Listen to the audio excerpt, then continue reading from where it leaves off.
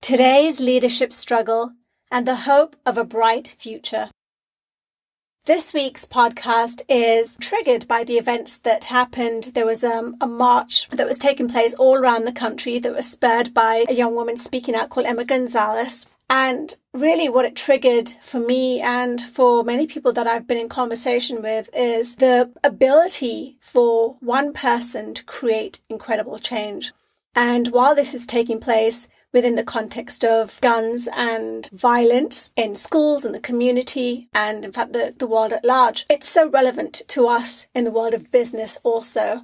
And so I wanted to dedicate this week's episode to really sharing more about the struggle that we face as leaders and the struggle that we face as individual contributors, and to perhaps kind of bridge that gap a little bit and empower the individual to feel like they've got more say, more control over how things pan out for them in their life, in the workplace, and in the greater community. Hi everyone, my name is Leena Patel and welcome back to another episode of Leena Patel Live. I'm the founder of Global Impact Systems and I help bring the sandbox into the boardroom. Thank you so much for joining me today. So I wanted to start with a quote. It's from Ghandi and he says, "We but mirror the world. All the tendencies present in the outer world are to be found in the world of our body. If we could change ourselves, the tendencies in the world would also change. As a man changes his own nature, so does the attitude of the world change towards him. We need not wait to see what others do." And to me, this quote is just incredibly powerful. We have developed this tendency in the world to put the responsibility of creating change with those in power. And it's the direct opposite of what Ghandi is really talking about. Whether it's the leaders of our government or leading figures in business or in the media or celebrities, it is time to stop repeating this crazy behavior of shirking responsibility. It's hurting us, it's hurting the people that we care about, and it's hurting the leaders that we wish would do things differently. I often ask myself, what has happened to the soul of Western civilization? I asked my friend Tony this over lunch recently, and he said, "I just don't think people care." He said they're more wrapped up in themselves and paying the rent and making sure the kids have a good education. Well, this to me indicates that people care deeply. If one of our driving forces is to create a better life for ourselves and the people that we care about, it means that we care very much. I think the problem is that we feel powerless most of the time. We don't know what steps to take to change our environment for the better. In the 40s and 50s, when Maslow was developing his theory of human motivation, he stated that we have an innate need to focus on basic needs of survival and safety before we can journey towards self-actualization. So this was during or after World War II, when survival was at the forefront of people's consciousness. But we're still acting like we're living in this era still. For most of us in the West, we are more than surviving. Let's face it, we've got more wealth, more comfort, more possessions than our ancestors ever had. Yet we still seem to be in the midst of this continuously challenging economic, political time with our business leaders struggling to find a way to lead us into the next quarter century and beyond. There are some leaders out there who are not standing by their business. They're the ones that are running things unethically, the ones that are breaking rules and regulations, the ones that don't have our best interests at heart and they're acting out of selfish interest and gain, instead of asking us what we really need. Some of these leaders don't encourage clear, distinct opinions within their organization. They view differences of opinions as a threat to their authority. Those that lack the courage to stand up and voice their opinion are just as responsible as our business leaders and our country's leaders for reducing this nation from meritocracy to mediocrity. And I know that some of you are going to be so angry to hear this because you believe that your job is to follow orders and toe the line. We're so afraid that we're going to lose our job. But I want to give you an analogy, so bear with me.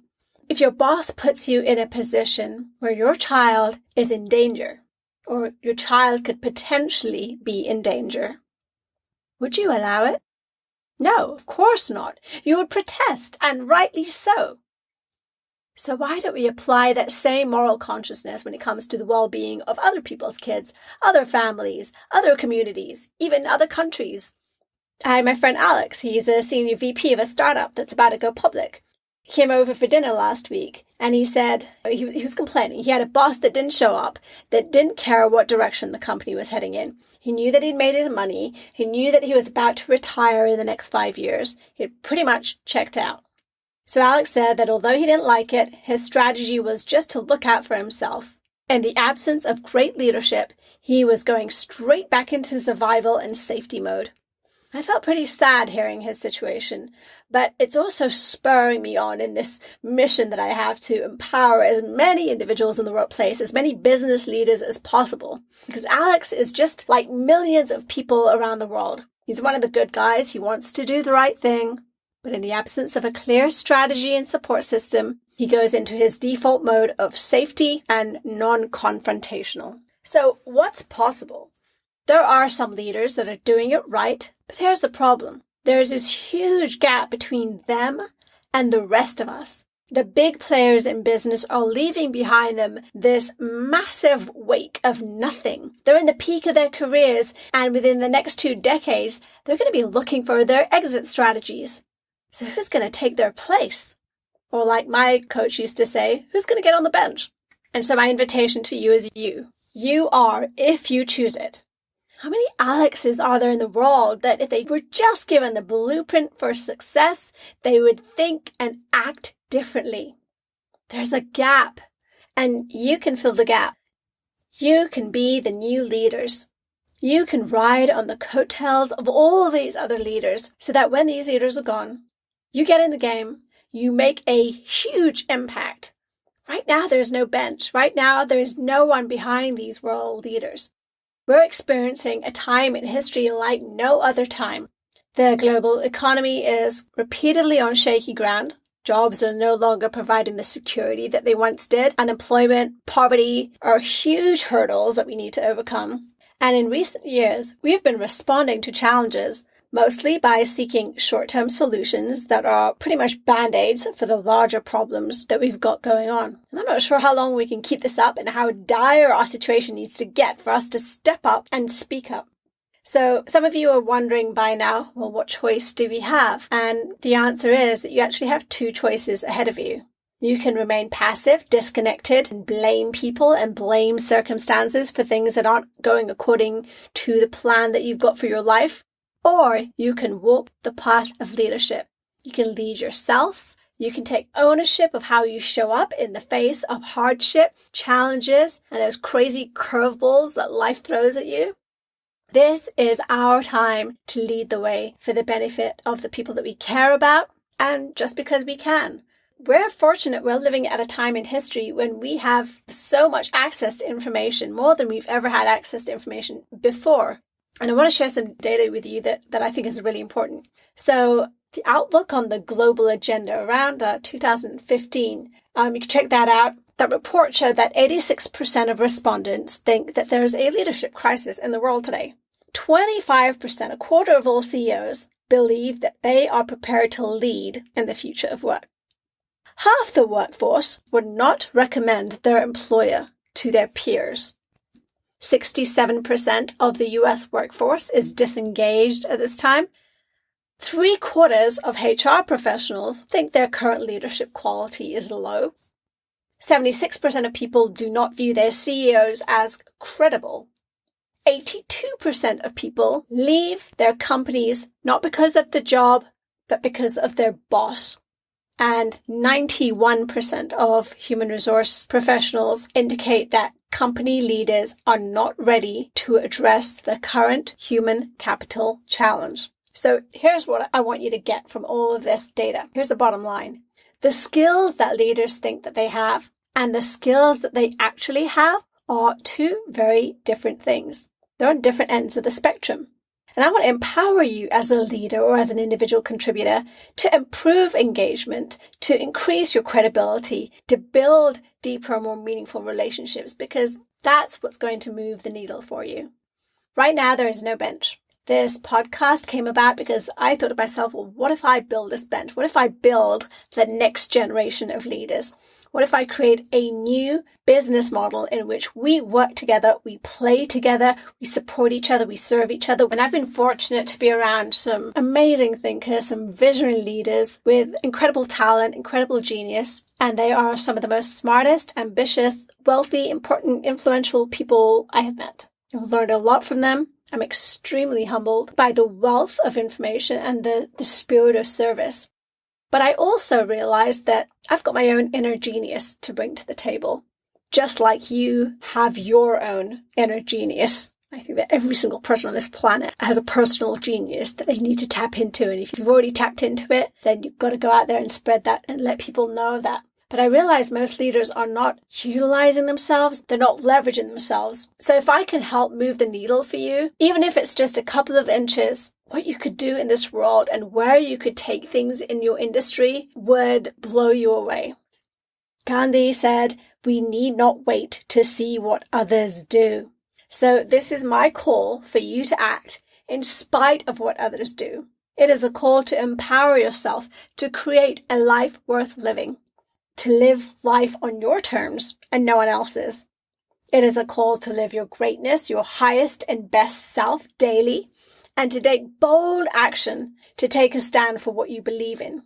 Do you dare greatly at work? Some do. Many aspire to. Most don't, because nobody has taught them how. So this is for you. If you are willing to take up this challenge of daring greatly, here's my promise to you.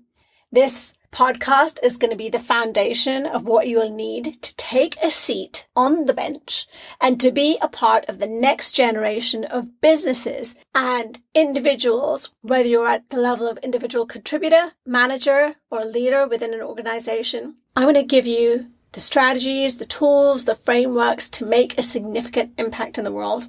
I want you to reclaim your personal power in whatever capacity you choose to show up in.